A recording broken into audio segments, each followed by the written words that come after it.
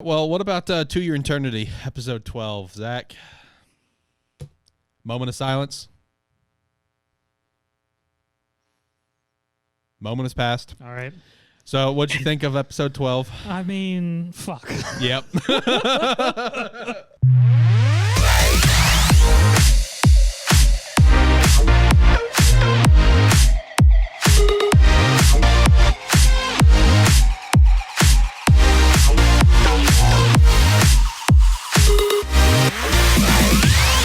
Hello, welcome into AniMan Plus, episode 40. I'm your host, Alex Light. Hopefully you're having a phenomenal day. Whatever day you're listening or perhaps watching this podcast of our YouTube channel, Sparking3, make sure to like the video, give us a subscribe. We greatly appreciate that. We got some good stuff to talk about today. We did have the Mappa event here this past week where we got our first look at Chainsaw Man, and it was beautiful, and it really blew up on the internet. We're going to break that down here. And we got some sales numbers to talk about as normal. We also have a new series from Weekly Shonen Jump we're going to be talking about called Red Hood and give our first impressions on that. Is it going to be good? Is it going to be bad? We'll see. We'll find out here later. And joining with me, as always, to talk about everything that we have going on here in studio, we have Zach. Zach, how are you? I'm doing good. Ready to do this. Forget about the rain outside. Yeah, forget about the rain outside. Very rainy day over here where we are right now. And then over the phone, we have Josh here. Josh, how's that inspirational speech going? How's writing it going for you? It's going amazing. Awesome. Love to hear it. So good. In like 4 years, it's going to be the best speech ever. You told me to. Well, I had to push it back because you can't perfect something in just 2 years. I think you can. June 24th, 2022 or 2023. I'm going to ask you about it. So we'll see if you're ready. But overall, Josh, how you doing today? I saw you up on Twitter that you watched One Piece Stampede. How did that treat you? Yep, I watched it for the first time. It was amazing. It was amazing. It was so good. Okay. I love it. But I love One Piece, so I'm really biased. True. How would you compare this to perhaps other One Piece movies? I don't know if you've seen others. I'm going to be completely honest. Of the 4 or 5 that we have here in the U.S. and like that have been released in the U.S., I've seen 3 of them, and it's the best one so far. Ooh, okay. What would you rate it out of 10? You know what? I give it a 10 out of 10. Okay. So I was super hyped for it. It was so hyped. I mean, to be fair, I have heard nothing but great things about Stampede. I mean, I've heard good things about Stampede as well. I think Stampede and the one before that are the only ones I haven't seen. The one before that was what, Gold? Yes. Yeah, Gold. I don't have Gold. I have Strong World, Z, and Stampede. I think the other one is basically just a movie about the Alabasta arc.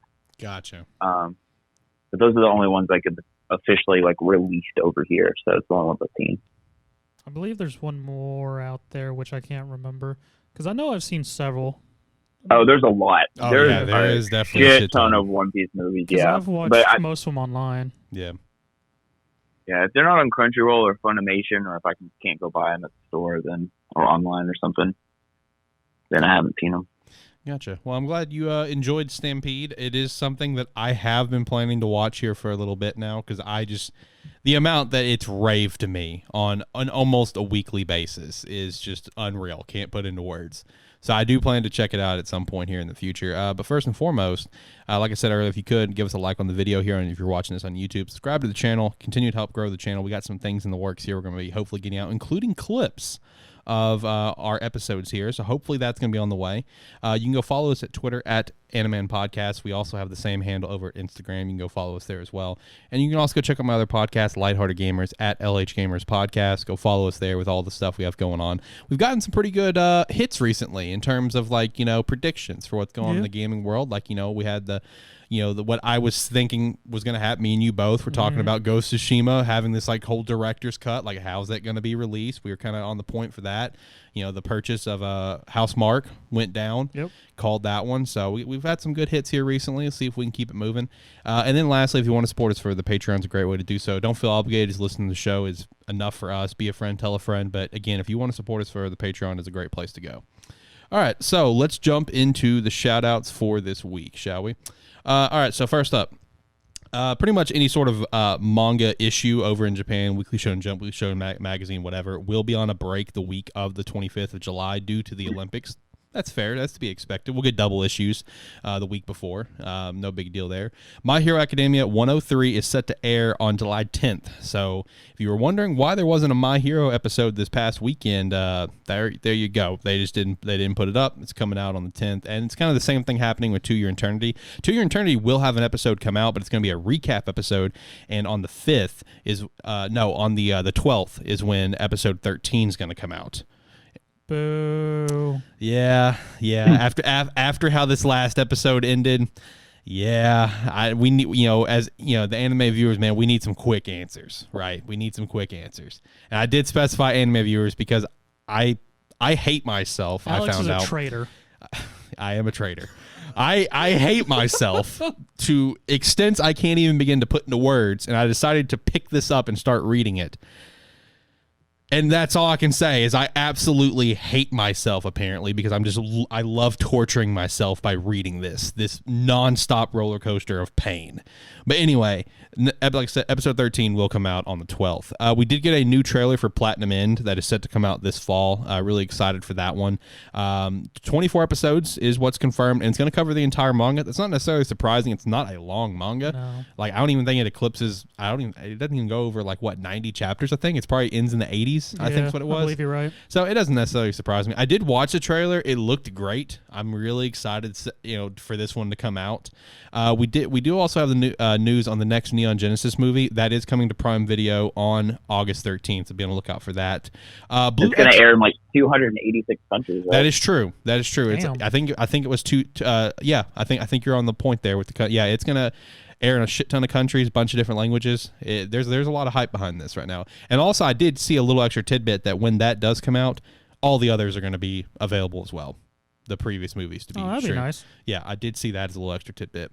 All right, so Blue Exorcist, the manga, will go on hiatus until 2022, which is the May Jump issue, but which comes out in April. But the main thing is, this is not a health-related reason. I do believe it was it World Trigger or Blue Exorcist here recently that went on a little bit of a 1 month, 2 month break because of health? It was one of the two. Do you happen to remember, Zach? I believe it was World Trigger. Okay, well, thankfully with Blue Exorcist, it's not a health issue, which is always a good thing. It's simply because the author is doing a short 6-month serialization of another series starting in July. That's it. So no issues in terms of health there, but for Blue Exorcist fans that are reading that every single month, a little bit disappointing for you, but make sure you go support the new story, whatever it's going to be, that's going to be coming out. Ball Parade's dead, as we expected. Woo! Yep, Ball Parade is dead. Which also I guess I know Josh, you mentioned this a couple weeks ago when we got the news that we're going to get some new series into the mix. JJK's on this break, whatever.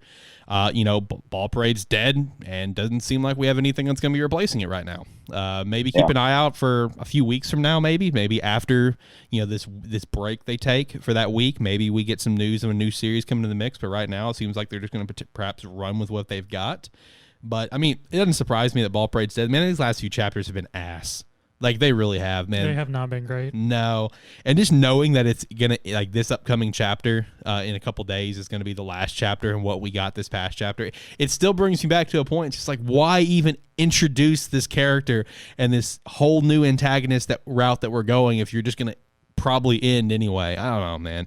Doesn't really surprise me that it's dead. I mean, I did think this series had some decent potential right at the first few chapters, and then just went downhill very quickly. And it's the same thing with ITLC that just ended. I think Josh can agree with me. Those first 5 chapters was phenomenal.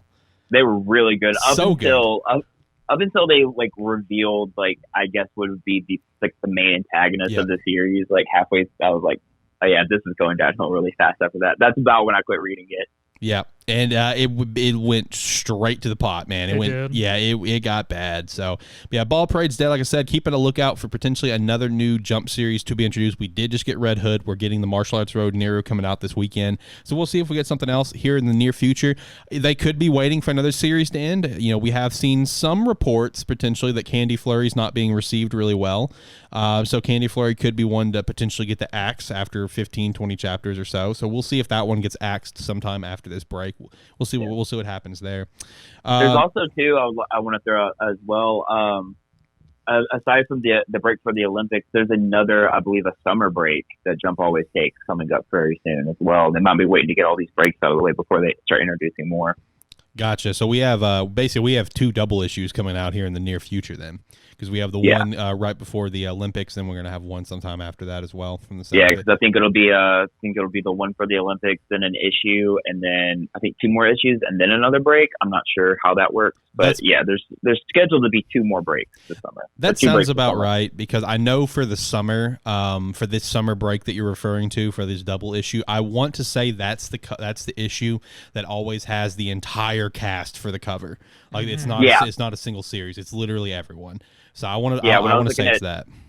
When I was looking at future covers, that was they had mentioned that one with the full Jump lineup as the cover. It's like One Piece is getting one, then like My Hero, and then anyway. Yeah. We're going over there talking about another dead Shonen Jump series, one that we actually really liked here on the show, Phantom Seer. Currently has 250K copies in circulation. Here's a little extra fun facts for you. Volume 1 is on its 6th total print. Volume 2 is on its 4th total print. We did have a special chapter just come out for Shonen Jump Plus, which is not available for us. I did skim through it. It's all in Japanese. There is no translation for it, no official translation, that is. But, I mean, it's awesome to see that Phantom Seer has been doing so well. We did get to see the cover for the final volume coming out here soon. It just sucks that it got axed, but I mean, ultimately, we've said it before. It comes down to the fact that there really wasn't enough to make it stand out compared to like perhaps like a JJK or something like that, whatever. But still a good series. I really hope to see something at least out of the artist again in the future. Because I think all of us can agree the art is incredible. Yeah, the art was very good. So I really hope we can see something new out of the artist here in the near future. And it's kind of the same thing with, the ITLC creator, whatever, that, Shonen Jump did tease, hey, look out for their future work. And they even did the same thing for Ball Parade, like, hey, look out for their, because there was 2 people on Ball Parade, look out for their future work. But I'm hoping to see what's going to come out of the writer and even the artist out of Phantom Seer, see what's going to come next, especially the artist, because the art was absolutely incredible. So talking about a little bit of Chainsaw Man news here. Chainsaw Man does have 11 million in circulation. Shout out to that. And then another little tidbit for you is that the creator of Chainsaw Man does have they are publishing a one-shot in Jump Plus on July 19th. But a question for you boys: 11 million circulation. That's phenomenal. Most series it's like, okay, that's a big dub. Let's go, man. Let's make some predictions. How much is this going to shoot up after the anime comes out? Because I think this is going to skyrocket. Personally, I mean, honestly, I think it's gonna do like Jujutsu Kaisen, where like Jujutsu Kaisen sales doubled when the anime premiered, and I think Chainsaw Man's probably gonna start doubling that once the anime does come out, whenever it does come out. Because when Mappa did announce that they put a TBD on it, so it's not fall like we were seeing, so it may be like spring or winter. So by that time, Chainsaw Man Part 2 could be out as well, which could, potentially even double things there as well. That's true. That's a good point. What about you, Zach? Do you have any initial thoughts on how much the anime could just skyrocket these numbers? Like kind of like a JJK, kind of like a Tokyo is the most recent one that we've seen. Tokyo's been blown out of the water. I mean, I feel like it will definitely jump the sales. My more thinking of is how much are people going to get attached? Because I assume the first episode will be fairly interesting with the whole just origin of him. But then my thing gets closer to, because I feel like it'll definitely get a big start with the initial stuff. Yeah. But then when we get to the later half, I wonder how that's going to go. That's fair. That's fair. See, it's funny you mentioned that. I've just recently joined on Reddit, the Chainsaw Man subreddit, and people love the end of Chainsaw Man. Like, a lot of people love the end of Chainsaw Man. Like, I think we're the minority. We're some of the few that are like, what the fuck was that? Well, I people mean, absolutely I could see why people enjoyed it, because it's just a bunch of friggin' blood, carnage, death everywhere. Yeah. But in a sense of fluidity, there was none. Right. But I mean, if you're just down for a bunch of action, gore, and violence, I mean, yeah, by all means, this was the best thing ever in the world for you. Yeah, and it also goes, it's something we'll have to see on like how many episodes Chainsaw Man's going to get, and where exactly, how much it's going to cover. Is it going to cover the full manga? Is it going to cover the first half of the manga? Right. So that could also play a part too, because if the end is what, may trip people up on like really getting into the series, if it only covers the first half is gold. Like it's Right. so good. The second half really is good as well. It's just a lot of like, what the fuck, and maybe way better animated too. Is the other thing. That is true. That is true. And we're gonna digest more about the trailer here in a little bit, because I did have some questions based on what was in the trailer. Some shots that we showed, because there was one exact shot that did have me questioning about how much this was going to actually cover. So we'll follow back up with that here very shortly. Let's hit some sales numbers real quick. Let's run through these very quickly here. So first of all, I do want to say I have no idea what the weekly Shonen Magazine release schedule is for their volumes, because like our last update for the week of ending in 6/13, we were still following one batch, and now it's the week of ending of 6/20, and we've got a whole new batch to look at sales numbers. So maybe they release theirs in the middle of the month, unlike Weekly Shonen Jump, which is always at the beginning. So some updated numbers here is Fire Force volume 29, 73K, Seven Deadly Sins, Four Nights of the Apocalypse volume 2, 59K. That one's doing really well so far. Hajime no Ippo volume 131, 43K. Shangri-La Frontier volume 4, 38K. Ranger Reject volume 2, 29K. I do also want to say there are other series that were released, but they're series that I have just never even heard of. Like they're series that's just it. I've just never heard of. I don't even know how to pronounce them. They don't have English names. I don't know what they are. So, but anyway, now let's talk about Weekly Shonen Jump sales though. So we do have the updated sales numbers for the week ending in 6/20 for the June volumes. And next week we will have the final kind of round up there for these issues as we kick off what's about to come out here in July. So for the June volumes, JJK volume 16, 1.6 million, One Piece volume 99, 1.5, Dr. Stone volume 21, 201K, Ayakashi Triangle volume 4, 61K, Witch Watch volume 1, 28K, Sakamoto Days volume 2, 24K, and then the last four, which is Magu-chan volume 4, Build King volume 2, High School Family volume 2, and Ball Parade volume 1 are all not ranked. Because just based on their low sales numbers. Now, what do we have to look forward to, though? Well, what we're going to be able to see this month in July is Black Clover Volume 29, which is a kick-ass cover, by the way. I don't know if you guys have seen it, but it looks awesome. Oh, yeah. It does look really good. Mission Yozakura Family Volume 9, which I'm really excited to see the sales numbers on that, because now we're getting into the arc that we just had wrapped up. Like, the cover looks great. The cover is very obviously focused on the big arc that we just finished. I'm kind of curious to see the sales on that. A Gravity Boys 6 and 7, both coming out. Makes its return in the middle of June. Yeah, or July. Yeah, middle of July. Both of them. The final volume, they're just like, just go ahead and throw them both in the same month. Get this shit out of here. We're done with it. Yeah, we're done promoting this. Exactly. Undead Unluck Volume 7 is coming out. Hard Boiled Cop and a Dolphin Volume 4. Phantom Seer Volume 4. I'm very curious to see those sales numbers. Mean Roboco Volume 4. ITLC Volume 2. And finally, Elusive Samurai Volume 1. That's a long stretch. Yep, that's another one that I got my eye on to see what the sales numbers on. But hey, we're not going to have to wait long for the next one, because what's coming out in August, we have My Hero Academia 31, Dr. Stone Volume 22, Mashal Volume 7, that one's going to be a banger of sales, Ayakashi Triangle Volume 5, Magu-chan Volume 5, Elusive Samurai Volume 2, Ball Parade Volume 2, Blue Box Volume 1, and Candy Flurry Volume 1 as well. Looking forward to seeing what Blue Box is going to do, because Blue Box is popping off right now in terms of reviews and everything that I see going online. Blue Box seems like it's going to be here to stay. So I am very curious to see how those sales numbers are going to do. And then we also just got announced what's coming out in September with One Piece Volume 100. That's going to be a big one to watch. High School Family Volume 3, Build King Volume 3, Sakamoto Days Volume 3, ITLC Volume 3, Witch Watch Volume 2, and then a little extra tidbit, we do have Kaiju Number 8 Volume 4 coming out that month as well. Yeah, for September, it's going to be very clear One Piece is going to completely and utterly dominate. Looking forward to seeing the sales numbers on that. But I would say out of everything that we have coming up over these next few months, the ones that I'm most excited to see, honestly, is probably like Blue Box and Elusive Samurai. I'm really pumped up to see how those sales are going to do, especially Blue Box, because man, everything that I've seen online about it is like this is a series that does not seem to be going anywhere. A lot of people are on board with this, so I'm looking forward to it. Solid romance slice of life series. And then that Elusive Samurai, just the fact of how long it took to get Volume 1, very much hints at the point that they were waiting to get to the major content that we've seen now, so that they can release them back to back. Yeah, I agree. I see that it's just now coming out, and I hear the words in my head from you, Zach, where it's just like, this is gonna be a late series, man. It's gonna take a little bit to get good, and that's pretty much how it's been. So I think Jump knew that too. That's exactly what I was thinking. I was like, yeah, pretty much releasing volume 1 and 2 back to back in like back to back months is pretty much them saying like, yeah, we're just gonna hold off on this one because volume 2 is where it's really gonna get good. True. So release volume 1 to reel you in, and then release the next volume next month, so you'll buy and be like, all right, this is actually really good.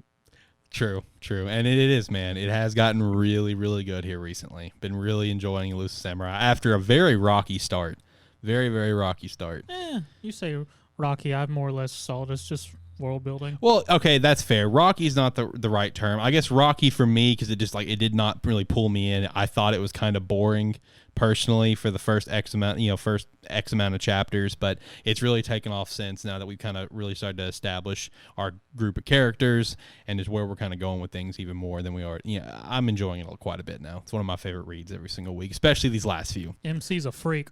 Our MC is a freak. I still love the joke of, it's like, when you discover you have a new fetish after he cuts someone, he's like, oh, super excited and blushing and stuff. He's like, oh, this is great. Just gonna run around and slice this dude to death. Let's go. All right, so for issue 31 of Weekly Shonen Jump that's about to come out, this one will have on the cover the new series Martial Arts Road Neru. Color pages will have Red Hood once again, Dr. Stone, Elusive Samurai, and then some little notable things is Mashal's coming in right at the front, Blue Box at 3, and Maku-chan dead last. Thought that was kind of interesting there. And then for the next issue for 32, Blue Box will be getting the cover. Shout out to that. Shout out to Blue Box getting the cover that quick. About the same speed that Elusive Samurai did too. Color pages will be My Hero Academia, not surprising because it is on the break this week that we're about to have come out. Martial Arts Road Neru also getting its second color page. Me and Roboco getting one, and One Piece will be on a break. A couple little things to note with upcoming Weekly Shonen Jump issues. My Hero Academia will get 3 color pages in a row starting with issue 32, and it will probably also get a cover in that span, probably issue 35, because 33, 34 is the double cover, the double issue, and that's going to be One Piece is getting that one. So probably 35 we'll see My Hero get a cover. That's just kind of a guess. We'll see. With that said, let's talk about the Mappa event. Let's talk about that went down at 1 a.m. for us. Josh happened to be up for it. Shout out to Josh. I respect the dedication there. You know, of course, we got a couple little just quick shots of the next season of Attack on Titan, right? You know, we didn't get like a trailer or anything. It was just some extra visual images. Yeah, I got some key visuals. Basically, scenes. I don't know exactly what they are because I don't read the Attack on Titan manga. I just watch the anime. I know a lot of people are pissed off after the event about Attack on Titan. I didn't see why, because at this point I don't really care. It's the final season, part 2, so be pissed off about it if you want. I don't know. But yeah, I did stay up to try to watch all this. I thought it was going to be like a short, kind of like E3, where the thing is an hour is what I was figuring. And then, I'm 40 minutes into the Zombieland Saga thing, and I see someone tweet like this. Yeah, this is 5 hours. I was like, 5 hours? They in 4 hours, I have to be at work. Saga, man? Huh? They showed off some Zombieland Saga? The shit off. He's asking if they showed it off. They showed off yeah. Zombieland Saga. Yeah, I mean, Zombieland Saga is airing now. That was their first panel. Was 40 minutes of Zombieland Saga Revenge. You have any idea what that is, Alex? Nope. Do you want to know what that is? Sure. Pretty much, it's a zombie idol group. Oh, okay. Yeah. That was what 40 minutes of it were. It's troll as hell. 40 minutes. Just showing off various songs and stuff. Yeah. And then I saw a tweet that's like, this is 5 hours. I got to be at work in 4. so I stopped watching it. But yeah. So I didn't actually get to see any of the anything past Zombieland Saga. So I don't really know what everyone was mad about it towards Attack on Titan, or how it was treated or anything like that. Mm-hmm. But they did announce a few things that were very interesting, like the Legend of Mana anime series. True. Who would have guessed that was going to be a thing? True. Very true. And then we also had the Takt Op Destiny with collabing with Madhouse on that one. Yeah, so it's going to be the most beautiful anime ever made. Yeah, literally right before we started recording, Zach pulled up the trailer, and he and I watched it and listened to it. First off, the music's fantastic, but no, the animation looks absolutely insane. That looks like it's going to be a very beautiful watch for sure. I mean, yeah, I'm definitely going to watch now. I mean, initially the synopsis, I'm sort of just like, what? Because it's just, the synopsis is aliens have invaded the world and have killed off music because apparently music is their one weakness. And the only things that can fight them are music arts, and they're people who have music inside of them that are able to fight the aliens. And they team up with a conductor who can pull their this music power out of them so they can use it to fight the aliens. So based on that synopsis, it sounds really weird. It does, yeah. But if you go watch the trailer, it looks awesome. It does look awesome. Yeah. And then of course, to the main focus of the show here was, of course, Chainsaw Man. Yeah, and before we start gushing on that, I want to just throw out two really important things that I feel like came out of this, or it didn't come out of this. Is they didn't talk any at all about God of High School, which really makes me feel like there probably won't be a season 2 anytime soon of that. I don't know how you guys feel. And the second is Jujutsu Kaisen. They did have a panel for Jujutsu Kaisen, but no information if a season 2 is coming, and nothing about the movie was revealed yet. No trailer or anything. I will say, go ahead. Oh no, I was just gonna say those two things kind of stood out to me a little bit, just because, I mean, I like God of High School. It's a really popular webtoon. I figured there'd be something more about it, or something at all. And then just the lack of anything Jujutsu Kaisen, we're going towards like anything anime or manga or anime or movie wise was just really weird. Right. I will say in terms of that, not having anything movie wise, that's a little shocking. I understand they're probably kind of save that for later for a trailer, but I mean, it's coming out this year. I am a little shocked we didn't see about 6 months too. Anything on that. I'm not surprised on anything involving the anime. I didn't think we'd see anything on Volume 2 or Season 2, sorry. And then for God of High School, it doesn't necessarily surprise me because with that being a Crunchyroll kind of thing, the way that it was all promoted was Crunchyroll and Webtoon for all three of these. I feel like when we're going to get to see Season 2 of God of High School is when Crunchyroll does something to set up for I agree with the that. next the second seasons for those three. For most of those Webtoon series, they were all done as Crunchyroll productions. Yeah. So I think Crunchyroll more or less has the rights to that one, so I'm not very surprised it didn't show up in Mappas. I would say we may see something for those three series either end of this year or beginning of next year. I kind of think that we'll see the second season for all three potentially next year, and it'll probably be in the same release windows where Tower of God will be first in the spring, God of High School in the summer, Noblesse in the fall. That's what I think. It'll potentially be next year. Yeah. I don't know. We'll see. I just thought I would throw that out there because the movie Mappa is shocking. I'm with you. Mappa did throw out a promotional piece, and it did have Jin Mori plastered right front and center. So I was like, "Oh, really? You're gonna do that?" Yeah, Jin Mori was on it. So I was like, "Well, I mean, if you're gonna throw him out there, at least say something." But yeah, just nothing about Jujutsu Kaisen, not even confirming they're working on a season 2. It's just very surprising for me. We know we're getting the movie this fall. Mm-hmm. Just no word at all, because they announced Attack on Titan as Attack on Titan Part 1 was going on. So I just figured something. That's fair.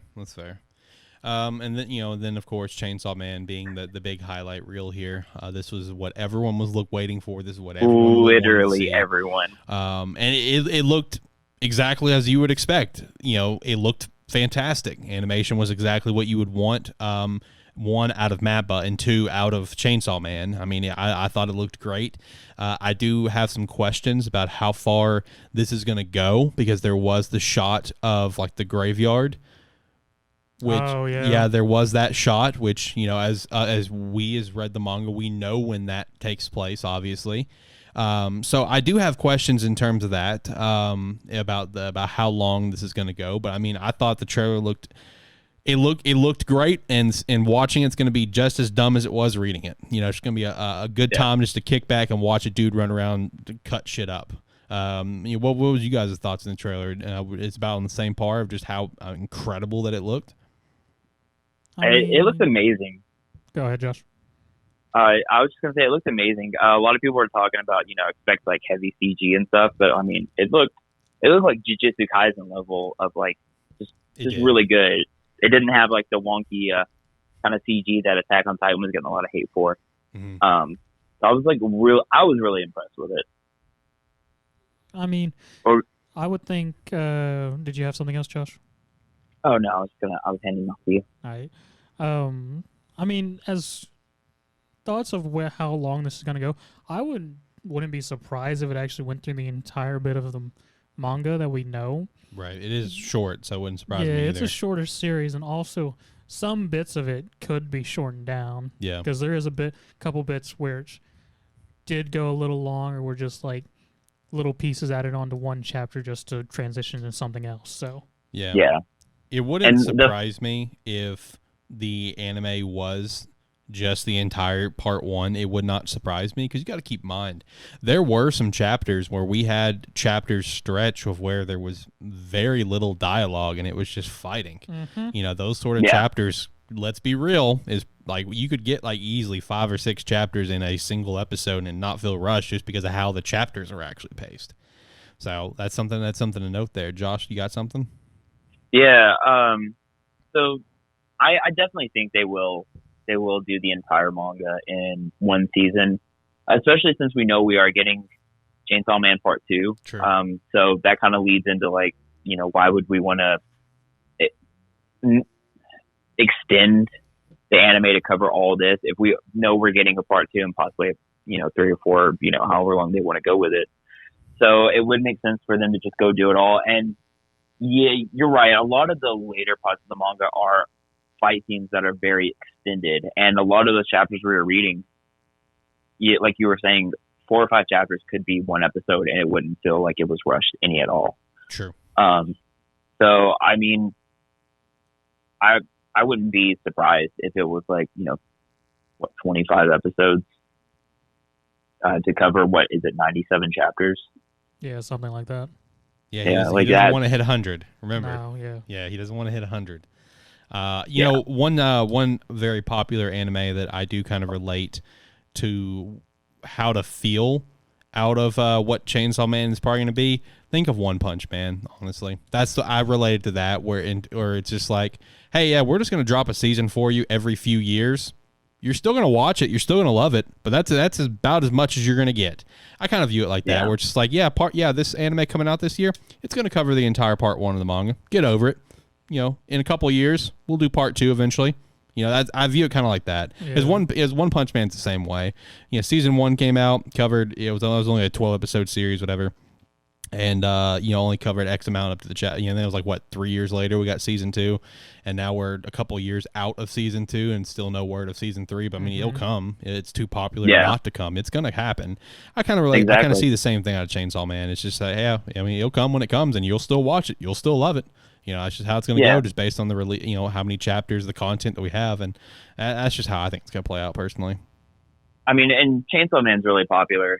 I know I foresee it being really popular after the anime releases. So people will wait for it, kind of like One Punch Man, because One Punch Man is it's like a monthly chapter release, I think, or is it biweekly? I want to say monthly, but it's still ongoing. And I know a lot of places aren't doing the ongoing. I think the only 2 currently still ongoing anime are One Piece and Boruto, if I'm not mistaken, right? Yes. So I don't. Yeah, I see. I can totally see it being like every couple of years a new season. Yeah, that's probably going to be the most likely outcome. I mean, I'm really excited for it. Hopefully, we can get an actual release date for it here sometime soon. And we're still obviously, from everything that we know, this is going to be a Netflix only series. So with that said, all the episodes will get dropped at once. So we're still trying to figure out how we want to review it. May just do it as a couple of episodes strictly dedicated to Chainsaw Man as bonus cast or spoiler cast, however we want to label it, or where one episode we would cover, 12 episodes in a single episode, just kind of going about it episode by episode kind of quickly, however we want to handle it. I don't know. We'll figure it out when we get here, but it probably won't be part of the regular AniMan Plus show. It'll be its own separate episodes. with that being said, I do want to kind of throw something out there that I did end up having to research after someone did mention something on Twitter. It's not actually confirmed yet that it's going to be Netflix only. It's still just a leak that Netflix has the exclusive streaming rights to it. Right. So we don't know for sure if it's going to be like Netflix only, like say Godzilla Singular Point or Yasuke or something like that, or if it's going to be something more along the lines of Eden Zero or in Seven Deadly Sins, where it gets released in Japan and there are ways we could possibly watch it weekly, and then it just gets dumped onto Netflix later on. So there could be multiple ways that it could end up being, just because, after fact checking, it necessarily isn't Netflix exclusive at the moment. Well, that's nice to know. Yeah, it is. And, I guess we'll find out for sure how it's going to go down. I will say if it is going to be a Netflix only, while we don't necessarily love that for reasons of, we have to wait for stuff in most cases. The thing that we pointed out with Chainsaw Man is that it does give them the opportunity to kind of go free reign on things, with how it looks. Yeah. So that there is the plus side of that. But I guess we'll see here in the next couple months about an actual release date, where it's coming out. We'll see all that here pretty soon. Excited to watch it. And you can see in the trailer exactly how gory it's going to be, because they did not hold back on blood and the decapitations and the gore. True. It's going to be a fun watch. It's going to be one of those where you can just kick back and just have a good time. That's what Chainsaw Man's going to be. I mean, if you're not down for large amounts of violence, though, probably not for you. That's very true. Or forced dancing. That's also true. All right, with that said, let's actually go into our anime talks for the week. Let's kick things off with My Hero Academia, Season 5, Episode 14. Now we're into the Endeavor arc. With this episode, we kind of got some teases for what's to come with the war, which is very, very exciting. That is a phenomenal arc. How'd you guys feel about Episode 14? I loved the very brief interaction we had with Bakugo and Burning. I thought that was very funny. I enjoyed that. What did you guys think about it? I enjoyed the whole mind palace that is Endeavor of going, this is odd. I need to read this. Yes. But this isn't him. Why would he do this? And Hawk's just going, read this. God, I hope he understands this. Yeah. the mental gymnastics to get that done. It was hilarious. After watching the anime, I don't know if it was in the manga, because I'm not going to go back and read the chapters. But there's a lot of foreshadowing. And I feel like it was also in the manga, and we just didn't realize it at the time. How Zach, last week, you're mentioning the Christmas thing. You're like, oh, I get it now. Like, this episode had a lot of that, too, with the Servant of the Stars. Mm-hmm. Talking about how, darkness is going to come, and it's all Endeavor's fault. And, I watched that, and I was like, damn, is that actually in the manga? Because that's, huge foreshadowing. It is kind of all Endeavor's fault. I'm almost certain that all those points that hit were in the manga. It's just we only get them now because we've seen what is led to. Yeah. Because exactly. Author whose name escapes my mind at the moment, Hikoshi has always put foreshadowing throughout the entire series. He's so good at it. Every time it's literally just a throwaway line or something, just like, that's odd, and it doesn't really come into fruition until after everything's happened. Yeah. And so this throwaway villain, if you guys are listening, he's got some shit to say. That's true. And, talking about just all the little lines and stuff, I just had a random thought. My Hero Academia, man, it's going to be a really good series just to, once it's done, just kind of go back and read it from the beginning. And as you're going through it, just, pick out all the moments. Oh, shit, look at that. Yeah. Didn't catch that originally. Yeah. It's going to be one of those because he is really good at the foreshadowing stuff. And you're right. Watching this again, it's like friendly reminders of just the sheer amount of foreshadowing. Now, obviously, when it comes to this episode, we had very in-your-face foreshadowing that even when reading it, because it's the whole plot point with the book thing. But take that out of the equation. There's just so much more that's just leading up to what's to come. I'm really pumped for I'm getting more and more pumped for the villain arc coming up very, very soon.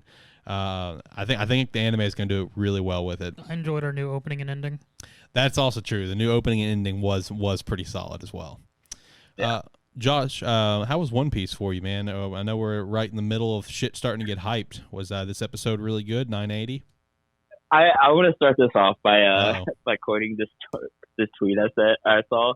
That was like, One Piece. We're not gonna have much filler from now on, and then it's like One Piece now, and it's just like it shows a part of this episode, which is a good 5 to 10 minutes of just like pointlessness.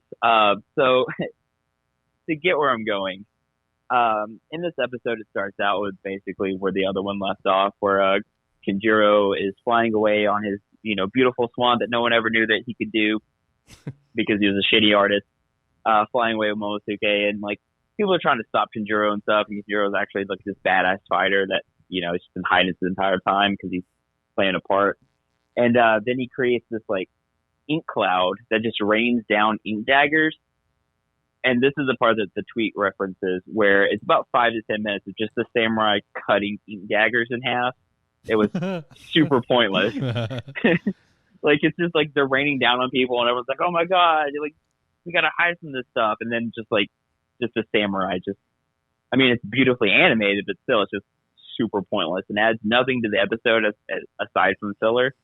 And then after about the 15-minute mark, when the break hits, that's when we start getting into some really good stuff, because we get this ship that had broken off from the other two, and it has long range cannons and starts firing at all the pirates and stuff, and it's like starts stinging ships, and everyone's like, all right, we got to go do something about this now. And that's when some shit starts hitting the ship, and it ends up being destroyed, and like they get a little closer to see who it is, and it's Jinbei. Jinbei comes back finally after however long since Whole Cake Island. About damn time. And tells Luffy like, sorry for being late, but I made it here alive, and just announces to the whole alliance that he's officially a Straw Hat Pirate now. So it's his official introduction, and basically everyone's reaction is like, what the fuck, son of a bitch, this guy's joining him, like how is he doing this? Which pretty much was the best part of the episode, which is sad because it was probably like the last 10 minutes of the episode. I don't know why, Josh. You saying that just made me picture Jinbei gets out of the ocean, stands with the ship, and just, I am a straw hat now, and just puts on a big old water straw hat. That would have actually been amazing. Like, the whole build-up was like, we know the entire time it's Jinbei, but no one else does. And so as they're getting closer to figure out what happened to the ship, he's just like sitting there on like broken pieces of the ship with this like entire speech going on, like how he's like there to drink, how he was like a warlord, or he was like born poor in like the Fishman district, and then became like a pirate, and then became a warlord, and then he got imprisoned, and now he's there to share sake with Luffy, and he's like, I'm no longer the boss, I answer to someone else. And everyone, like, all the Straw Hats are like, Jinbei, you're back. And Law and Kid are just like, what the fuck, man? Well, how are you gonna do this? I'm not sure why. Oh no, I guess Kid wasn't there during Whole Cake, was he? That's when they split off, wasn't it? Yeah. Okay. Yeah. And, like, nobody actually knows that Luffy is friends with Jinbei aside from the Straw Hat. So everyone's just like, what the fuck, bro? I was like, when and how did this happen is basically what everyone's thinking. Well, once upon a time in the bottomless pits of Impel Down. Yeah. Zach, how was Dragon Quest episode 38? What we got going on over there? Recap episode. That's right. You didn't watch it because of that. So I skimmed through it. Okay. And there wasn't anything new. Okay. But what I did see was, which I don't even know if this even matters, but the typeset of the subtitles changed. They're cleaner now. So I don't know if they got a new typesetter or what. That's good. It looks like they cleaned up the animation a bit on some of the older scenes when it was going through it. Okay, that's good too. And they, for whatever reason, made it like some variety show thing. Because it was just going like, fantastic. This is the quest of Dai and his adventure and all his friends. Let's go through the best bouts of Dai's adventure. I'm like, what? And it doesn't even just do a standard go through. It goes, first he fought Crocodile. Then he fought Hyunkul. But then there were some other fights here when they fought at the spires and whatnot, and I got to rewatch Pop having to watch as Hyunkul comes back and saves Mayo. I thought that was funny again. Yeah, and it does this whole thing of just making it like some variety shows, just yada yada yada subtitles, all nice and in the middle of the screen with Right. colors and stuff. I'm just like, what's happening? Hey, at least it looks prettier now. Maybe, hopefully, Yeah. they'll continue it going into Oh. continue that going into. Oh well. That's fine. The next 100 episodes. Yeah. Yes. No, Josh, I was laughing at something else. I was laughing at a misclick from Zach. That's what I was laughing at. Yeah, I misplaced my fingers, so I just threw up the title screen. So Yeah. But anyway, at least they clean up the subtitles. That's always a plus. We see some kind of shitty subtitles from time to time. What about Tokyo Revengers episode 12? How you guys feeling about this one? I mean, I was not looking forward to watching it at all because I knew it was True. going to happen. True. I'm just like, well, I guess I'm going to do this today. Yeah, it was that time. It was that time Yep. for a very, very painful episode. Josh, what was your thoughts on it? Well, I'd like to throw out first. We watched this episode together unknowingly That's true. That's true. because I did text you. I was like, what the fuck? I'm not. I was like, I can't handle this right now. And you're like, Tokyo, are you watching it right now? I was like, yes. Yes. He texted me. He's just like, dude, I can't believe Tokyo or whatever he said. And I'm just like, wait, did you just finish it? He's just like, yeah. I was like, I just hit like the end credits. I'm like, I just finished it, Josh. We basically had a dump date, but with anime. Yeah. Yeah. A dump date? What? Yes, a dump date. It's whenever a couple pals take a dump at the same time. That's all it is. It's a dump date. Have you never heard of a dump Are you date? telling me you watched this on the dump? I mean, I No, might we have, didn't but watch no. Do we need to tell him the origins of the dump date first? Let's tell him the origins. Oh, Josh, tell him God, the so origins I of a mean- dump date. Hello, you were expecting the origin story of a dump date, weren't you? Well, I have news for you. It's not here. I cut it out. We did talk about it. We also went on to another story about how Josh and I became best friends, which is a very funny story, mind you.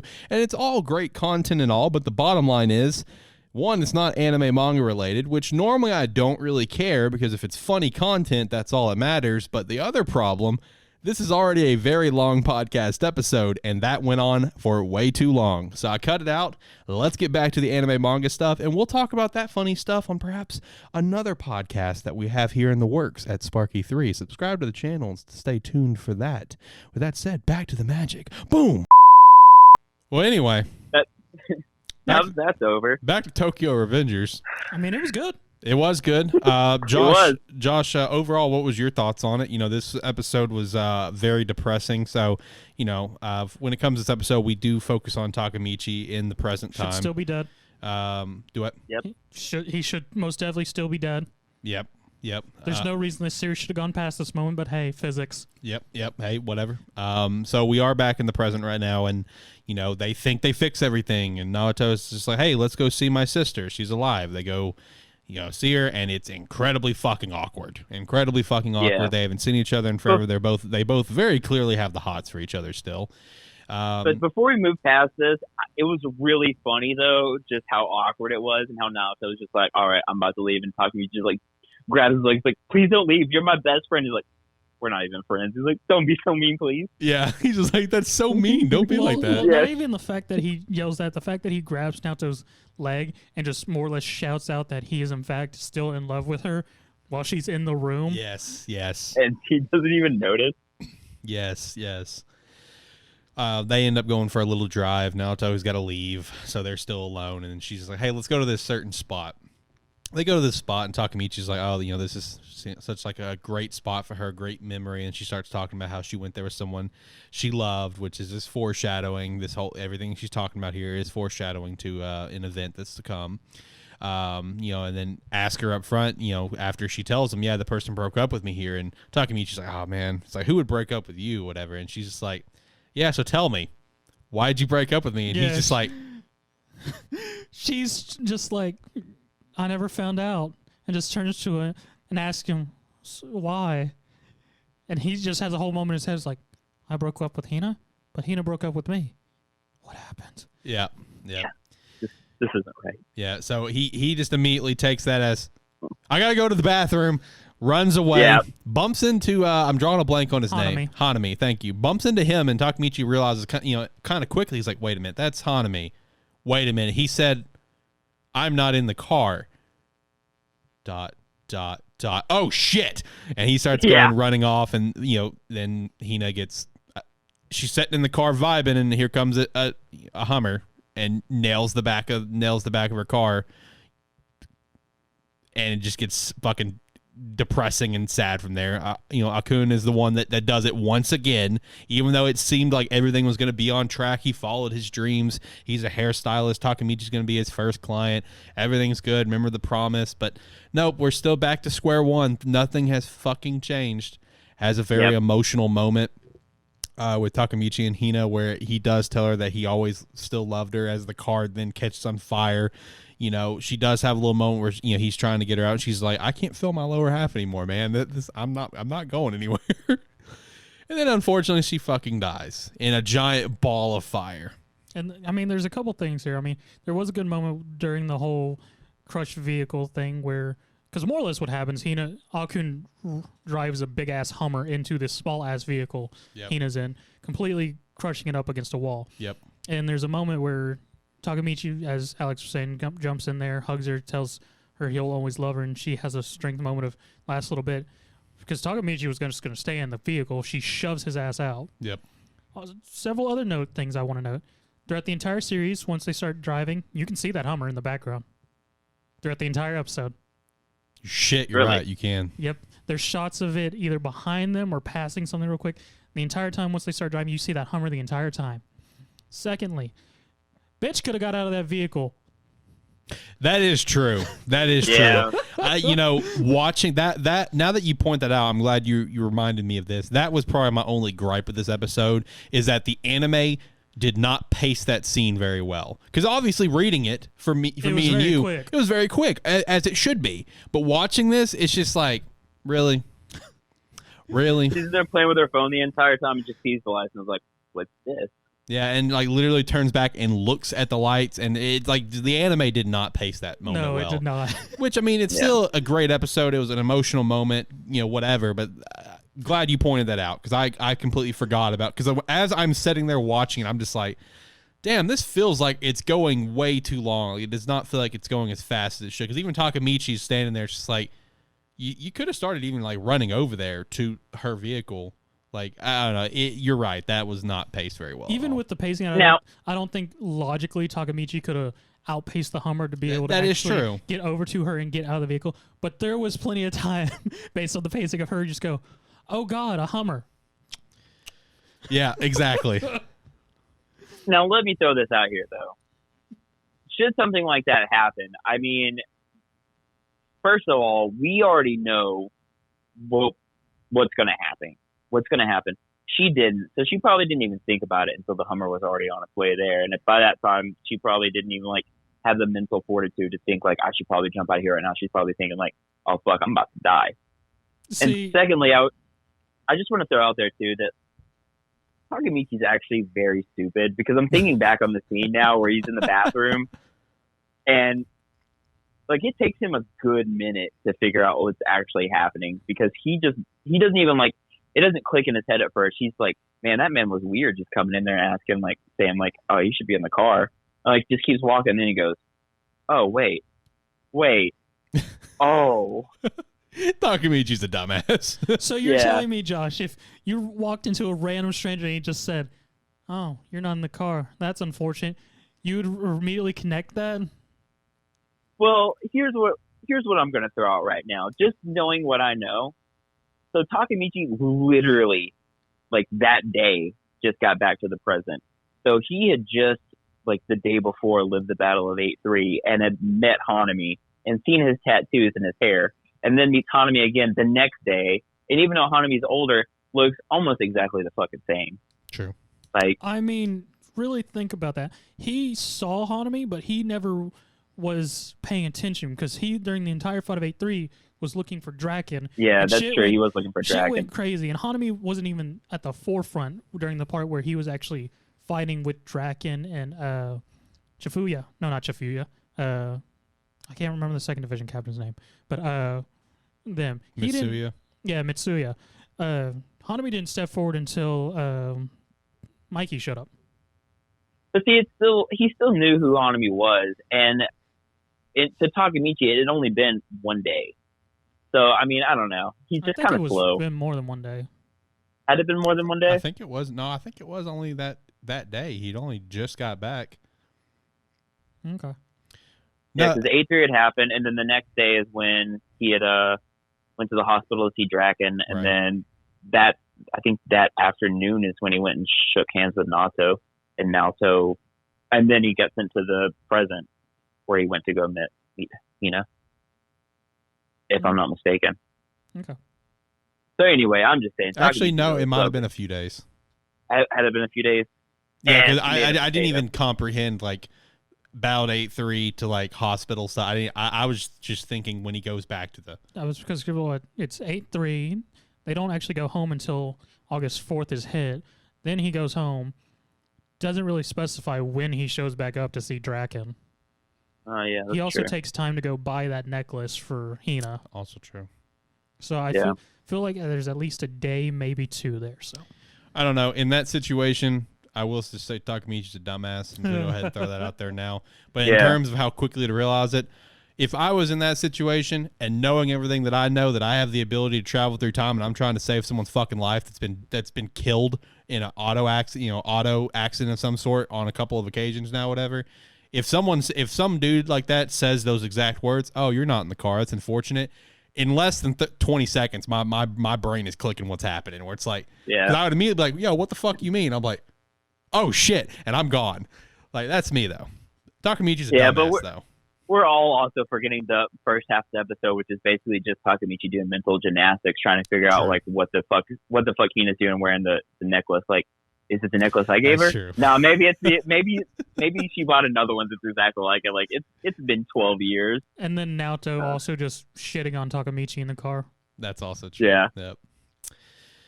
All right. Well, what about To Your Eternity, episode 12, Zach? Moment of silence. Moment has passed. All right. So, what'd you think of episode 12? I mean, fuck. Yep. I mean, we had such a nice moment at 11, only for it to end how it ended, only to get 12 and watch Gugu and Fushi do their thing, only for shit to go very, very bad. Very, very poorly. Oh, man.